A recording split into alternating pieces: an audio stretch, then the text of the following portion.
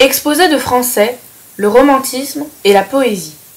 Le romantisme est un mouvement littéraire qui laisse largement place à l'expression des sentiments et des sensations en abolissant les règles strictes de la littérature classique. Préférant l'imagination et la sensibilité à la raison classique, il se manifeste d'abord par un magnifique épanouissement du lyrisme personnel qu'avait préparé Chateaubriand et avant lui le pré-romantisme du XVIIIe siècle. Le romantisme s'exerce dans les romans, la poésie ainsi que le théâtre, mais il est difficile de définir le romantisme dans sa diversité. Quelques thèmes apparaissent de façon récurrente chez les auteurs romantiques, comme la tristesse qui comprend la nostalgie et le désespoir, ainsi que l'amour passé ou perdu.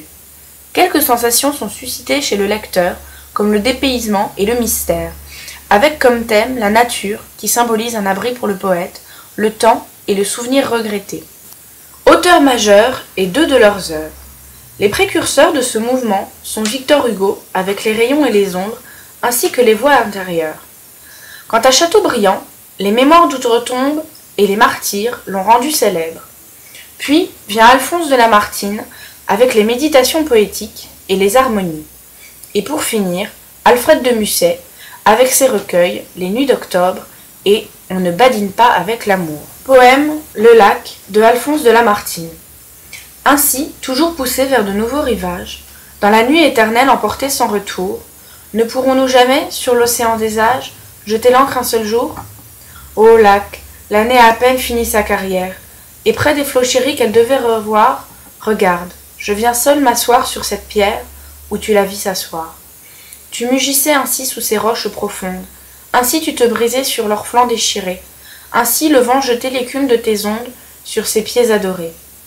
Un soir, t'en souvient-il, nous voguions en silence. On entendait au loin, sur l'onde et sous les cieux, que le bruit des rameurs qui frappaient en cadence des flots harmonieux. Tout à coup, des accents inconnus à la terre, du rivage charmé frappèrent les échos, le flot fut attentif, et la voix qui m'est chère laissa tomber ces mots.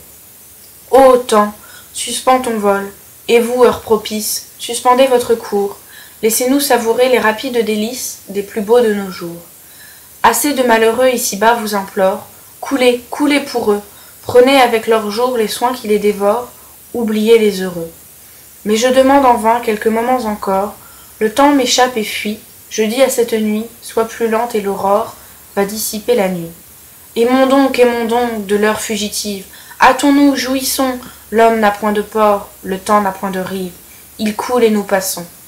Tant jaloux se peut-il que ces moments d'ivresse où l'amour à long flot nous verse le bonheur, s'envole loin de nous de la même vitesse que les jours de malheur. Et quoi? N'en pourrons-nous fixer au moins la trace? Quoi? Passer pour jamais? Quoi? Tout entier perdu? Ce temps qui les donna, ce temps qui les efface, ne nous les rendra plus. Éternité, néant, passé, sombre abîmé, que faites-vous des jours que vous engloutissez? Parlez, nous rendez-vous ces extases sublimes que vous nous ravissez, ô lac, rocher muet, grotte, forêt obscure, vous que le temps épargne ou qu'il peut rajeunir, gardez de cette nuit, gardez, belle nature, au moins le souvenir. Qu'il soit dans ton repos, qu'il soit dans tes orages, beau lac, et dans l'aspect de tes riants coteaux, et dans ces noirs sapins et dans ces rocs sauvages qui pendent sur tes eaux.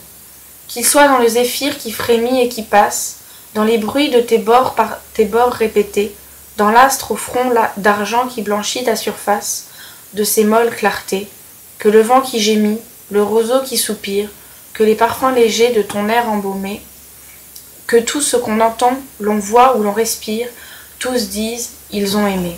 Ce poème reprend les thèmes généraux de la tristesse avec la nostalgie et le désespoir d'avoir perdu un être cher. Il évoque le bonheur du souvenir de se rappeler les bons moments passés avec elle, mais il évoque aussi le temps qui passe, le malheur de l'avoir perdu.